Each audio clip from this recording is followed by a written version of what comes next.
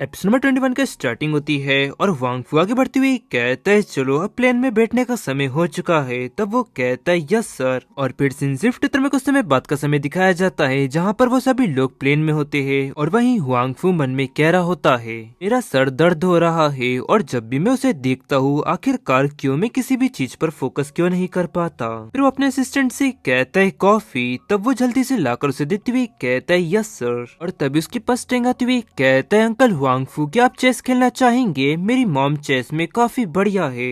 तब वो कहता है क्या? और मन में कहता है क्या उन दोनों के साथ चेस खेलना? फिर नैन कहती है मुझे नींद आ रही है तो अब मैं सोने जा रही हूँ। और उसकी ये बातें सुन टैंग आगे वांग फू से धीरे से कहता है कल रात मेरी मॉम ठीक से नहीं सो पाई क्योंकि कल रात भर वो आपके ही बारे में सोच रही थी। और क्या आप मेरे साथ खेल सकते हो? वांग फू मन में कहता है तुम काफी ज्यादा स्मार्ट बॉय हो और उसे कहता है ठीक है।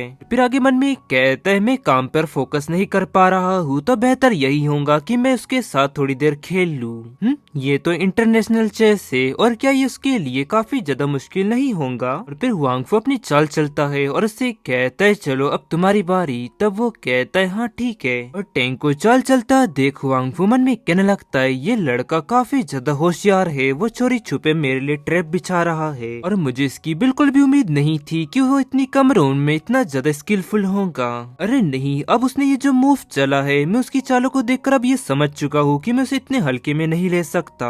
फिर कुछ समय बाद वांग फू से कहता है टैंग तुम हार गए। और टैंग उदास होती हुई कहता है चलिए एक और राउंड खेलते हैं और चलिए मैं सारी गोटियां जमा देता हूँ। और वहीं उसे इस तरह देख वांग फू मन में कहने लगता है क्या वो इस हार से दुखी है? वो सच में मुझे कॉम्पिटिटर मान रहा है, वो बिल्कुल मेरे बचपन जैसा है। और फिर शिफ्ट चित्र में कुछ समय बाद का समय दिखाया जाता है जहाँ नैन की अचानक नींद खुलती है और जागती हुई कहती है टैंग। और वहीं टैंग वांग फू की गोद में होता है जहाँ पर वो दोनों फ्रूट खा रहे होते हैं। टैंग आगे हैरानी से कहता है अंकल वांग फू क्या आपका कोई भाई है?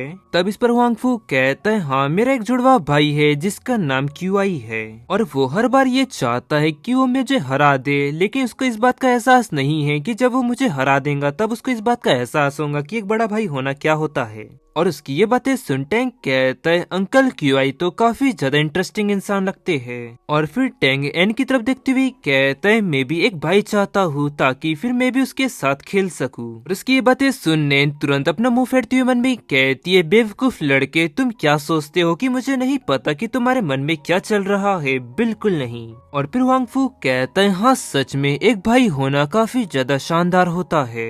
और फिर शिफ्ट उतर वो लोग पेरिस पहुंच जाते हैं और टैंग वो जगह देख कहता है वाह ये कैसल कितना ज्यादा शानदार है।